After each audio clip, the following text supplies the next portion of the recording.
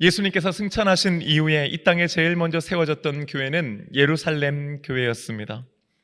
날마다 믿는 사람들의 수가 더해졌던 예루살렘 교회가 어느 날 유대인들의 공격을 받아 그만 문을 닫게 되지요.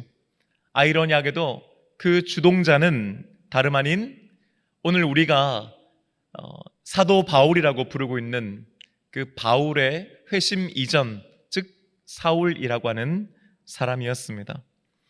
예루살렘 교회는 문을 닫았지만은 오히려 하나님께서는 이 일을 통해서 믿는 사람들을 사방으로 흩으셨고 그들이 가는 곳마다 복음이 전파되었으며 또 교회들이 세워지기 시작했습니다. 한참의 시간이 흘러 그 중심에 있던 사람은 다름 아닌 바로 사도 바울이었지요. 그는 3번에 걸쳐서 전도 여행을 하게 되는데요. 그중 주후 50년경 2차 전도 여행을 하는 도중에 에베소라고 하는 도시를 가서 복음을 전하게 됩니다. 그리고 그 복음을 듣고 회심한 사람들에 의해 교회가 세워지는데 그 교회가 바로 성경에 기록되어 있는 에베소 교회입니다. 처음 에베소 교회가 개척됐을 당시만 해도 에베소 교회는 이미 사도 바울이 개척했던 여느 교회와 다를 바는 없었습니다. 특별한 것이 없었다는 말이죠. 아무도 이 에베소 교회를 주목하는 사람들이 없었습니다. 하지만 그로부터 3년 후 사도 바울이 3차 전도 여행을 다니면서 다시 에베소를 방문하는데 이때 그는 그곳에 살면서 약 2년 반 동안 에베소 교회를 담임하게 됩니다. 이것은 통상 사도 바울이 취했던 이전의 선교 전략과는 좀 크게 다른 것이었습니다. 왜냐하면은 이전에는 사도 바울이 어떤 도시에 들어가서 복음을 전하고 그 도시에서 회심하는 사람이 생겨서 그 사람을 중심으로 교회를 세우고 난 다음에는 일정 정도의 시간을 보내긴 했지만은 그리 길지 않은 시간 동안에 복음의 핵심을 전하고 난 다음에 그 교회의 지도자를 세워 그 사람들로 인해 교회가 자립하도록 하였고 자신은 다른 도시로 가서 또 복음을 전했기 때문입니다.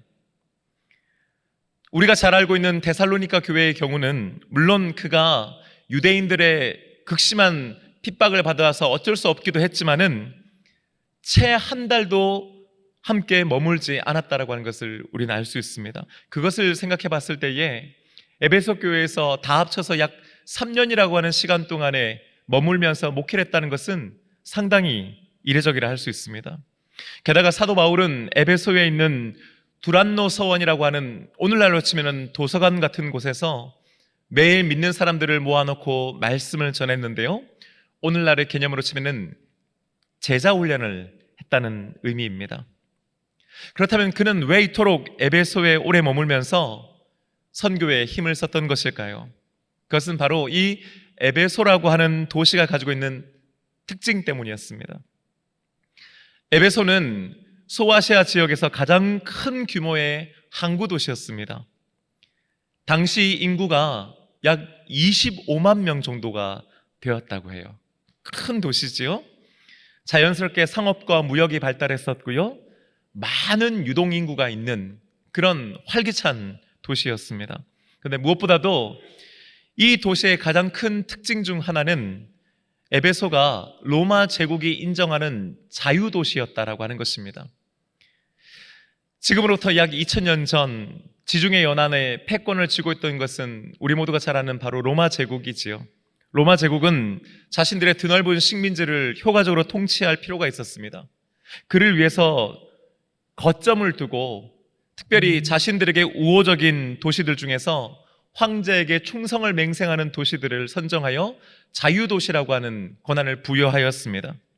그리고 이 자유도시는 식민지임에도 불구하고 로마 제국으로부터 자치를 허락받았습니다. 그러니까 자기 도시 나름의 어떤 정치와 경제와 문화를 일궈 나갈 수 있었다는 말이죠. 상대적으로 다른 도시들보다 훨씬 더 많은 자유를 누릴 수 있도록 보장된 도시가 바로 이 자유도시였고 에베소는 소아시아의 대표적인 자유도시 중 하나였던 것입니다. 이런 지정학적인 또 문화적인 사회 경제적인 여건 때문에 사도 바울이 에베소라고 하는 도시를 주목했던 것이지요. 거기를 거점 삼아서 하나님의 복음을 전하고 선교하려고 했던 것입니다. 하지만 유리한 조건만 있었던 것은 아니었습니다. 난관과 어려움도 동시에 있었습니다. 역설적이게도 이 도시가 자유도시라고 하는 것이 복음을 전하는 데 상당한 제약이 되었습니다. 방금도 제가 말씀드렸다시피 자유도시라고 하는 것은 황제에게 충성을 맹세한 도시라고 하는 의미라고 말씀드렸지요. 근데 그것은 그냥 단순히 어떤 선언의 의미가 아니었습니다. 실제로 도시 한복판에는 로마 황제를 신으로 추앙하고 섬기는 신전이 있었고 그 도시 사람들이 황제를 신으로 모시며 살았습니다. 그런데 비단 황제 숭배만이 아니었습니다. 에베소가 가장 유명했던 것은 달의 여신이라고 불리는 다이아나 여신을 섬기는 가장 큰 신전이 자리 잡고 있었다는 것입니다. 그러니 그 도시는 대대로 다이아나 여신을 섬기는 도시였던 것이지요. 당시의 기록을 보면요, 이 도시의 주요 산업 중에 하나가 바로 그 다이아나 신전과 그 신전 주변에 형성되어 있는 상권이었다라고 하는 기록이 있습니다. 한마디로 도시 전체 사람들이 직간접적으로 바로 그 종교 장사를 하며 살았던 도시가 바로 이 에베소라고 하는 도시였다는 거지요. 그러니 그 가운데서 복음을 전하여서 믿는 사람을 키워낸다라고 하는 것은 얼마나 어려운 일이었겠습니까? 게다가 에베소는 유흥과 향락의 도시이기도 했었습니다. 지금도 그 유적이 남아 있는데요, 해변가에 보면은 약 2만 5천 명을 동시에 수용할 수 있는 야외 원형 극장이 지금도 남아 있습니다. 여러분 한번 생각해 보세요. 2만 5천 명이 동시에 수용되는 극장을 말이지요. 규모가 상당하겠지요? 또 도시 중앙에는 당시 그 지역에서 내노랄 만한 석학들과 철학자들 그리고 웅변가들이 모여서 토론하고 자신들의 생각과 기량을 뽐내었던 두란노 서원이라고 하는 도서관도 있었습니다. 그런데 아이러니하게도 그 도서관 바로 길 건너편이 엄청난 규모의 사창가였다라고 합니다. 한마디로 이 에베소라고 하는 도시는 활기차고 또 부강하고 힘있는 도시이기도 했지만 동시에 영적으로 봤을 때는 너무나 문란하고 무질서했던 도시였던 것이지요. 그런 에베소에서 사도 바울이 예수 그리스도와 예수 그리스도의 십자가 복음을 전했던 것입니다. 감사하게도 에베소에서의 선교 활동은 사도 바울 혼자만 감당했던 것은 아니었습니다. 사도행전의 말씀을 읽다 보면은 당시 초대교회에서 최고의 설교가로 유명했던 아볼로와 바울의 강력한 동력자들이었던 브리스길라와 아굴라 부부, 그리고 바울의 영적인 아들이라 불렸던 디모데가 함께 선교를 감당합니다. 여러분 한번 상상해 보십시오. 신으로 추앙받던 로마 황제를 섬기는 신전이 있는 도시, 그리고 도시의 모든 사람들이 직간접적으로 이방 여신을 섬기는 일에 종사하는 도시, 도시 전체가 유흥과 향락으로 찌들어 있고 또 인본주의와 철학과 당시 온갖 철학과 또 종교회가 숭상되었던 도시, 그곳에서 예수 그리스도를 전하는 소수의 사람들, 과연 그 소수의 사람들의 전도로 인해 믿음의 사람이 세워졌을까요? 또 교회가 세워졌겠습니까? 놀랍게도 그랬다는 것입니다. 복음을 듣고 예수 그리스도를 나의 구주로 고백하는 사람들이 생겨난 줄로 믿습니다. 그리고 그들이 모여 교회를 일구는데 그 교회가 바로 에베소 교회였습니다. 여러분, 그 자체만으로도 얼마나 놀랍고 감사한 일입니까? 이런 여러 가지 이유들 때문에 사도 바울은 에베소 교회를 중요하게 생각했고 다시 3년 후에 방문하여서 그 교회에서 2년 반 동안 머물며 어떻게든 그 교회를 든든하게 세우기 위해서 노력했던 것입니다. 그리고 2년 반의 시간이 지나고 난 다음 사도 바울이 다시 다른 지역으로 이동할 때에 자신의 후임으로 그 에베소 교회를 담당할 사람을 바로 자신의 영적인 아들인 디모데를 세우게 됩니다. 그러니까 오늘날로 치면은 디모데는 에베소 교회의 제2대 담임 목사님이 됐다는 것이지요. 그렇게 시간이 흐릅니다. 40년이라고 하는 시간이 지났습니다. 오늘 본문 말씀은 예수님께서 사도 요한을 통해서 그 에베소 교회에게 주시고자 하는 말씀을 이렇게 기록하고 있습니다. 1절 말씀 우리 함께 읽겠습니다. 에베소 교회의 사자에게 편지하라. 오른손에 있는 7 별을 붙잡고 7 금촛대 사이를 거니시는 이가 이르시되. 아멘.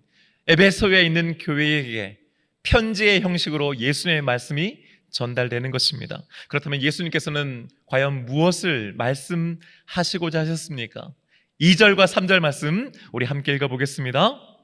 내가 내 행위와 수고와 내 인내를 알고 또 악한 자들을 용납하지 아니한 것과 자칭 사도라 하되 아닌 자들을 시험하여 그의 거짓된 것을 내가 드러낸 것과 또 내가 참고 내 이름을 위하여 견디고 게으르지 아니한 것을 아노라. 아멘. 아멘.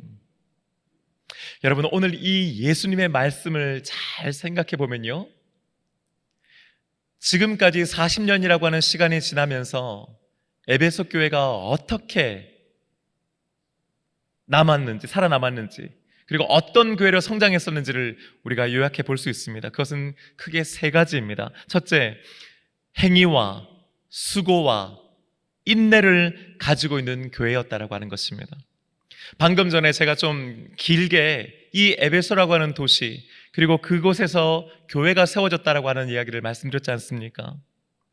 여러분, 어떤 이 지상에서의 교회도 그냥 쉽게 세워진 교회는 없는 줄로 믿습니다. 다 그 나름대로의 고충과 어려움이 있지만은 그 가운데서 세워진 교회는 그래서 하나님의 교회요, 귀한 교회인 줄로 믿습니다. 황제 숭배에 더해서 다이애나 여신을 섬겼던 도시, 유흥과 한락의 도시에 교회가 세워졌으니 사실은 여러분, 환경과 여건을 생각한다면 얼마나 어려웠겠습니까? 더군다나 이 말씀이 기록되기 전 그 40년 전부터 지금까지 로마의 박해와 또 유대인들의 핍박은 끊이지 않고 계속 이어졌었습니다. 그럼에도 불구하고 그 40년 동안 교회는 없어지지 않고, 아니 오히려 없어지기는커녕 더욱 든든하게 세워진 것인 줄로 믿습니다. 강해진 겁니다. 승리한 것입니다. 그냥 된 것입니까? 아니지요. 에베소 교회와 성도들이 여전히 그 40년 동안 변함없이 믿음의 행위와 사랑의 수고와 소망의 인내를 하였기 때문에 가능했던 것인 줄로 믿습니다. 그랬기에 교회는 존재할 수 있었던 것이고 40년이 지나 주님의 칭찬을 받게 된 것이었던 겁니다. 두 번째는요, 악한 자들을 용납하지 않았고 거짓 사도들을 분별하여 내었으며 그들의 실체를 드러내는 교회였다는 것입니다. 당시 교회의 외부적으로 로마의 박해도 있었고 유대인들의 핍박도 있었지만은 정말로 교회를 괴롭혔던 것은 오히려 그 내부의 적들 때문이었습니다.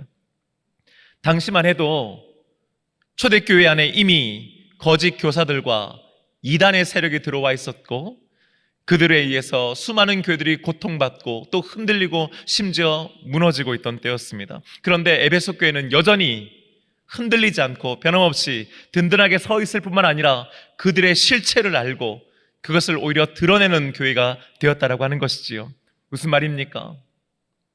말씀으로 승리하는 교회였다라고 하는 의미인 줄로 믿습니다. 그럴 수 있었던 비결은 아마도 사도 바울이 처음 개척하고서부터 이 에베소 교회를 하나님의 말씀 가운데 세웠기 때문인 줄로 믿습니다. 사랑하는 여러분, 교회는 말씀을 중심으로 세워져야 하는 것입니다. 사람이나 어떤 프로그램으로서가 아니라 하나님의 말씀의 중심이 있는 교회는 흔들리지 않고 서게 되는 것인 줄로 믿습니다. 우리 동선교회가 말씀을 중심으로 하는 교회가 되기를 원합니다. 세 번째는요, 모든 고난과 어려움을 참고 주님을 위해서 견딜 뿐만 아니라 오히려 주님의 일에 게으르지 않는 교회였다라고 하는 사실입니다. 에베소라고 하는 그 열악한 상황 속에서 교회가 세워지고 또 교회가 유지되는 것만 해도 얼마나 대단합니까? 하지만 거기서 더해서 오늘 말씀은 그들이 하나님의 일에 게으르지 않았다, 바꿔 말하면 더욱 열심으로 주의 일을 하는 교회였다라고 증거하고 있는 것입니다. 에베소 교회를 그냥 유지하는 차원이 아니라 복음과 하나님의 나라를 위해서 열심히 일하는 교회, 주변에 있는 지역의 또 다른 교회들을 개척하고 그 교회들이 설 수 있도록 돕고 섬겼던 교회가 바로 에베소 교회였다고 하는 것이지요. 이 세 가지 내용을 예수님께서 알고 계신다고 말씀하신 것입니다. 인정하셨다는 겁니다. 그리고 칭찬하신 것입니다. 여러분, 40년 동안 여전히 이런 세 가지 아름답고 놀라운 일들을 해나가고 주님께 칭찬받는 이런 에베소 교회, 여러분 이런 에베소 교회 한번 다니고 싶지 않으십니까? 우리 동선교회가 바로 이런 주님의 칭찬받는 교회가 되기를 주님의 이름으로 축복합니다. 그런데 4절 말씀에 반전이 있습니다. 4절 말씀 우리 함께 읽어보겠습니다. 그러나 너를 책망할 것이 있나니 너의 처음 사랑을 버렸느니라. 아멘. 한글 성경은 책망으로 번역했습니다. 책망이라고 하는 건 뭐예요? 꾸짖고 나무란다라고 하는 것 아니겠습니까? 잘못한 걸 지적하고 바로잡는 것이 책망이지요. 그런데 여러분, 이 책망이라고 하는 단어가요, 그리스 원어로 보면 조금 의미가 다릅니다. 그걸 최대한 살려서 번역하면요, 반대한다라는 뜻입니다. 그리고요, 적대시한다라고 하는 의미가 있어요. 그러니까 단순히 너 잘못했어가 아니라 난 이거 허용 못해 이런 뜻이라는 거예요. 두고 볼 수 없어라고 하는 의미라는 거예요. 여기서 파생돼가지고 어떤 의미까지 있냐면요, 원한을 품고 있다라고 하는 의미를 가지고 있습니다. 예수님께서 지금 에베소 교회를 반대하신다는 겁니다. 에베소 교회를 적대시하신다는 겁니다. 심지어 에베소 교회에 대해서 원한을 품고 계신다라고 하는 좀 무서운 말씀이기도 한 거지요. 그 이유가 뭐였습니까? 4절 하반절의 말씀 보니까 너의 처음 사랑을 버렸느니라. 아멘. 예수님을 처음 믿고 그들이 예수님의 사람이 되었을 때에 그들에게 사랑이 있었습니다. 하나님을 사랑했고 하나님을 사랑하게 되니까 이웃을 내 몸처럼 사랑하게 되는 겁니다. 그리고 그런 사람들이 모여있는 교회를 사랑할 수밖에 없게 된 것이지요. 그것은 어쩌면 너무나 자연스럽고 당연한 것이었습니다. 왜냐하면 하나님은 사랑이시기 때문인 줄로 믿습니다.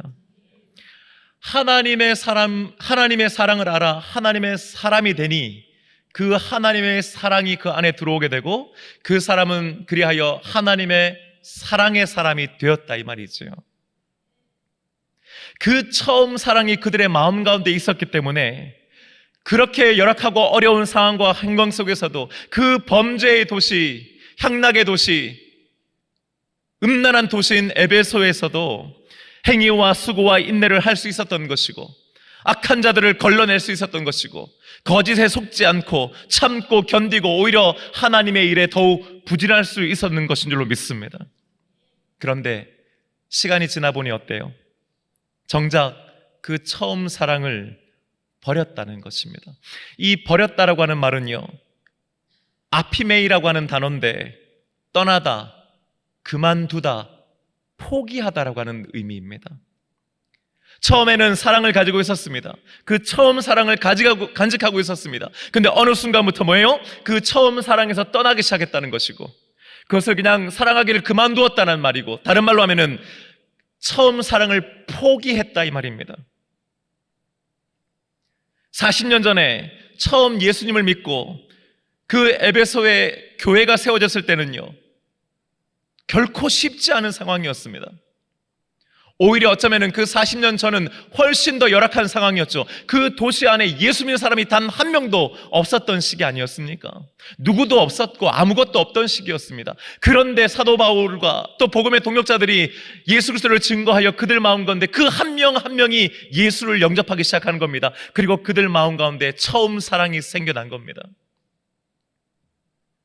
그 누구도 그 처음 사랑을 포기하지 않았습니다. 거기서 떠나지 않았습니다. 그만두지 않았단 말입니다. 아니죠. 오히려 그것을 단단하게 붙들었단 말이죠. 그 사랑이 있었기에 교회가 세워졌고 그 사랑이 있으면 죽음도 두렵지 않다라고 하는 것을 그들은 믿음으로 고백했던 것입니다. 하지만 40년이라는 시간이 지나 지금은 어떻습니까? 그때와는 비교도 할 수 없을 만큼 교회는 든든하게 세워졌습니다. 아마 성도들의 수도 비약적으로 늘었을 것입니다. 재정도 늘었겠지요. 이제는 교회다운 체계도 생겼습니다. 일꾼들도 많아졌습니다. 자신들의 교회를 유지하는 것에서 더 나아가서 힘있게 전도하고 또 주변의 새로운 교회들을 개척하는 역량을 갖춘 교회가 되었던 겁니다. 부지런히 주의 일을 하는 교회가 되었습니다. 하지만 정작 처음 사랑을 버리는 상황에 빠지게 된 것이지요. 그 모든 것을 가능하게 했던, 그 모든 것의 출발이었던 처음 사랑을 그들은 지켜내지 못했던 것입니다. 우리들은 여기에서 고린도전서 13장 그 유명한 사랑장의 말씀들을 떠올리게 되지요. 사랑이 없으면 아무리 훌륭한 말을 하더라도 그 말에는 아무런 능력이 나타나지 않지 않습니까? 사랑이 없으면 아무것도 아니라고 했지 않습니까? 사랑이 없으면 아무런 유익함도 없다고 했지 않습니까? 주님께서 에베소 교회를 책망하신 이유는 바로 여기에 있는 것입니다. 칭찬받을 일들이 많았고 주님의 일을 열심히 여전히 하고 있었음에도 불구하고 주님께서는 그들을 반대하셨습니다. 적대시하셨습니다. 원한을 품을 만큼 강하게 질책하셨습니다.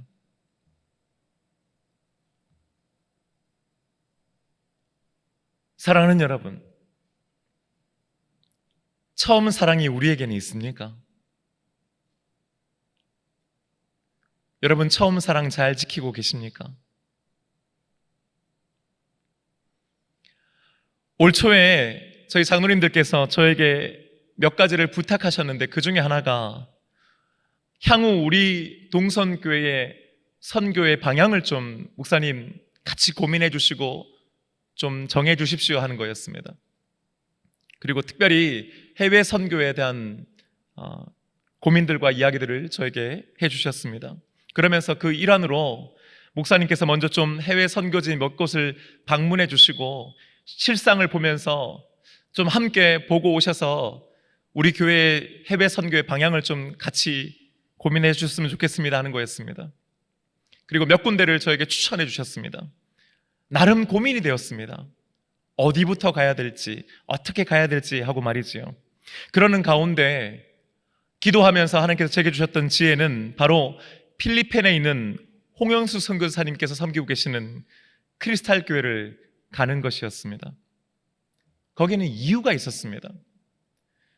필리핀에 있는 크리스탈 교회는 우리 교회가 약 10년 전 처음으로 해외 선교를 시작했던 곳이기 때문입니다. 홍현석 선교사님을 그곳으로 파송했을 때에 그것을 도와주신 분이 바로 우리 원로 목사님이셨습니다. 그리고 10년 전에 제2대 담임 목사님이셨던 김상현 목사님께서 성도들과 함께 그것을 방문하였고 또 성도들의 귀한 기도와 헌금을 전달하여 그곳에 선교센터를 짓기도 하였습니다.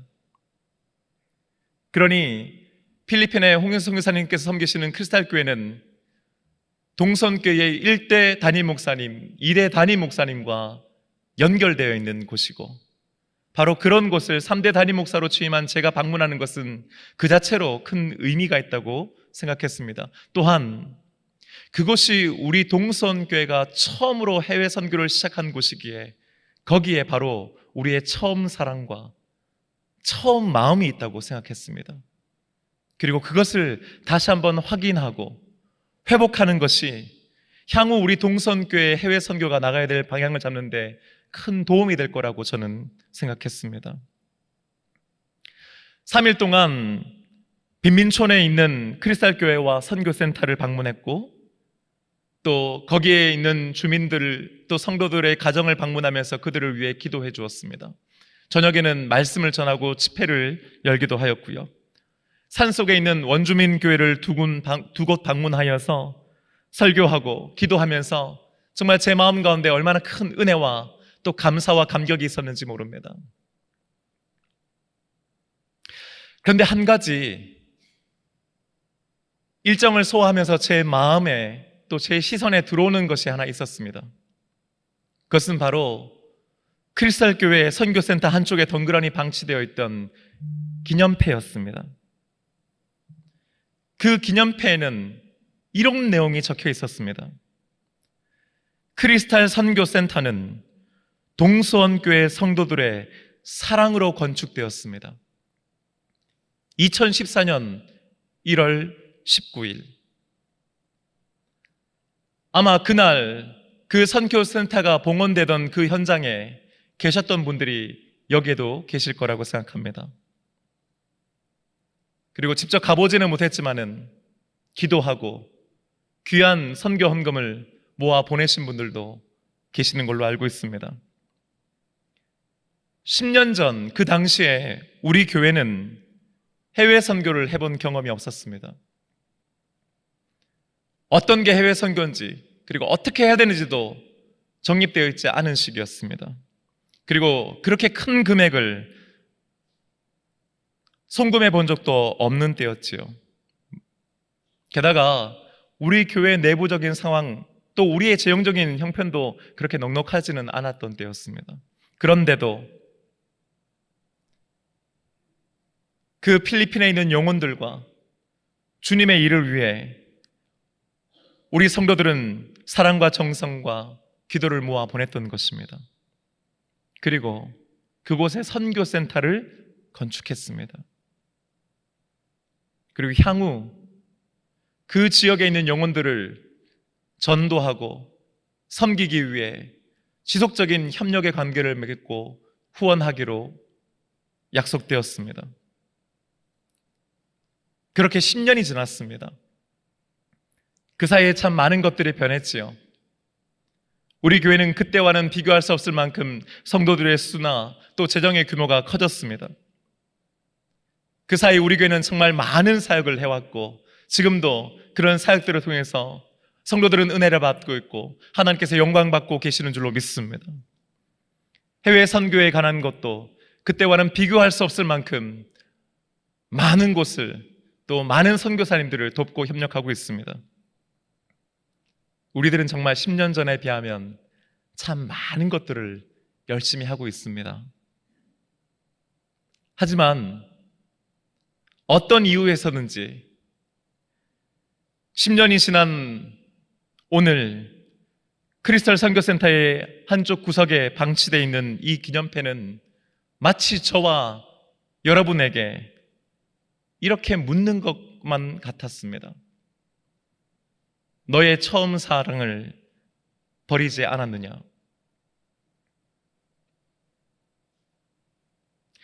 저는 지금 단순히 그러니까 지금까지 우리가 뭔가 잘못해왔습니다라는 얘기를 하려고 하는 것이 아닙니다. 10년 전에 했던 약속을 지키지 못했으니 이제라도 그 약속을 지킵시다라고 하는 것이 제 오늘 설교의 핵심은 아닙니다. 오히려 우리는 더 나은 방향으로 나아가야 하겠지요. 하지만 우리가 해외 선교를 여러 곳 그리고 지금보다 더 열심히 하기 이전에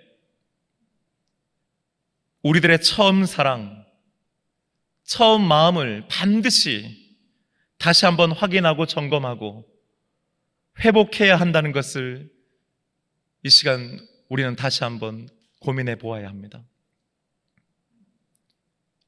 오늘부터 내년에 실시하는 해외 단교 선교팀 모집을 시작하지요. 저는 기도하시면서 많은 분들이 동참해 주시기를 기대하고 또 소원합니다. 할 수만 있다면 저도 시간을 내서 여러분들과 함께 단기 선교팀 함께 가서 복음 전하는데 조그만 힘이라도 보태고 싶습니다. 하지만 여러분, 지원하기 이전에 먼저 우리 모두가 반드시 생각해야 합니다. 나는 과연 처음 사랑을 간직하고 있는가? 그 처음 사랑이 나로 하여금 이 선교에 동참하도록 하는 것인가 하고 말이지요. 단지 선교는 좋은 것이니까 해야 하는 것이니까 우리 교회 정도의 사이즈면은 더 많은 곳들을 선교해야 되니까라고 하는 의무와 책임이어서는 안 된다고 생각합니다. 남들도 다 가니까 나도 한번 가봐야 되는 것 아닌가 하는 단순한 호기심 때문에여도 안 된다고 저는 생각합니다. 반드시 그 중심에 우리의 처음 사랑이 있어야 한다고 저는 믿습니다. 어디 비단 해외 선교뿐만이겠습니까? 여러분, 주님을 향해 가지셨던 그 처음 사랑, 주님께서 주셨던 그 처음 사랑, 배우자와 자녀들과 부모와 형제 자매를 향해 가졌던 그 처음 사랑을 여러분 간직하고 계십니까? 함께 지금까지 교회를 세우고 또 지켜온 성도들을 향한 처음 사랑은 변함없으십니까? 42주년을 앞두고 있는 우리 동서원교회를 향한 처음 사랑은 한결같으십니까? 혹시 시간이 지나면서 조금씩 멀어지고 계시지는 않습니까? 떠나고 있지는 않습니까? 여러 이유 때문에 포기하시지 않았습니까? 아니, 버린 것은 아닙니까?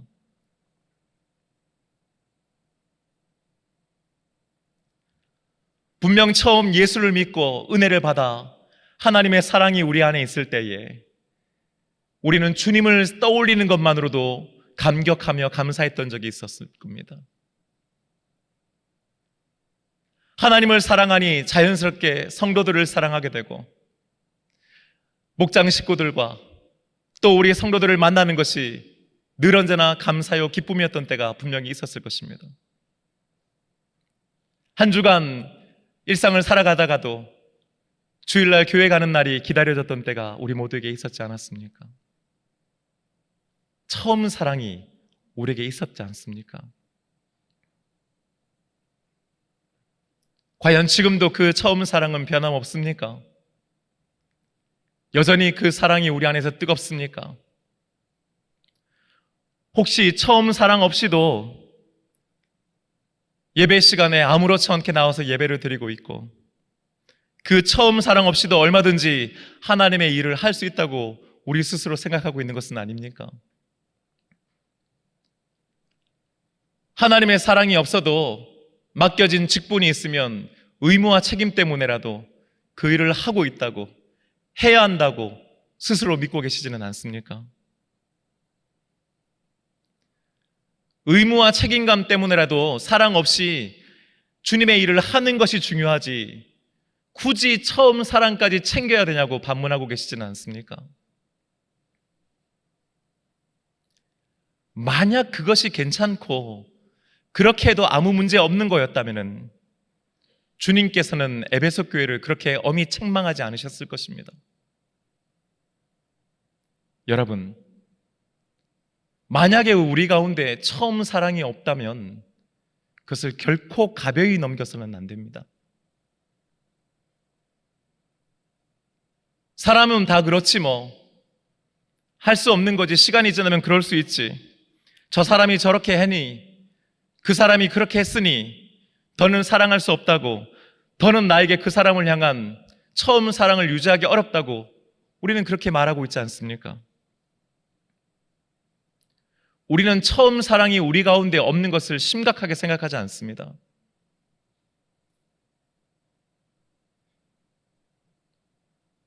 그걸 우리는 쉽게 넘깁니다. 함께 믿음 생활하면서도 하나님에 대해서는 물론이거니와 함께 믿음 생활하고 있는 성도들을 향해 함부로 말합니다. 마치 처음 사랑이 없어도 아무런 문제가 없는 듯 꺼리낌 없이 함부로 말합니다. 직분자들도 마찬가지입니다.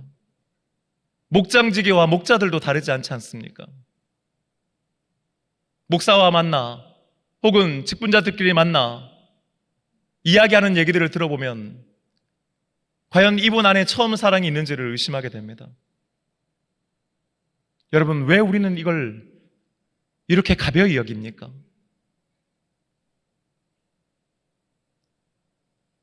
주님께서는 그냥 넘어가시지 않습니다.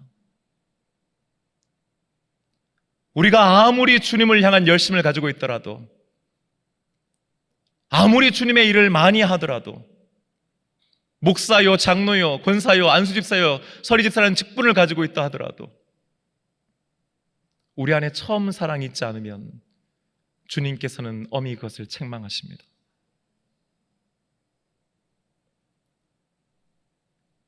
추석을 맞아 많은 분들이 고향을 방문하시지요.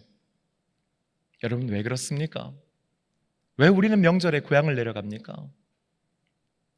물론 부모님과 가족들을 만나기 위함도 있겠습니다마는 저는 그 고향이 우리들의 처음, 시작, 출발이기 때문이라고 생각합니다. 바쁘고 분주하게 살다가 보면 때로 우리는 마치 고향이 없는 사람처럼 살아가다가도 이렇게 명절을 맞으면 정신을 차리고 고향으로 가게 되지요. 그리고 그곳에서 내가 어디로부터 왔는지, 어디서부터 시작됐는지, 나의 뿌리가 무엇인지를 확인하는 시간을 가지는 것 아니겠습니까?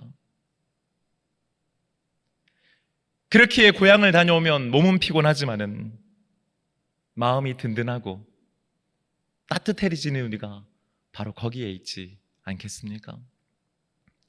사랑하는 여러분, 추석 명절을 맞아 우리가 우리의 처음과 시작, 우리의 뿌리를 찾아가는 것과 마찬가지로 오늘 이 예배의 시간 말씀을 통해 우리의 처음 사랑을 다시 한번 확인하고 점검하고 회복하는 저와 여러분 되시기를 주님의 이름으로 축복합니다.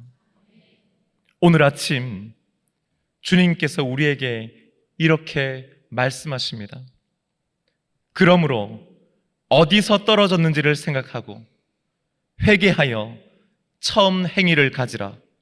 만일 그러하지 아니하고 회개하지 아니하면 내가 내게 가서 내 촛대를 그 자리에서 옮기리라.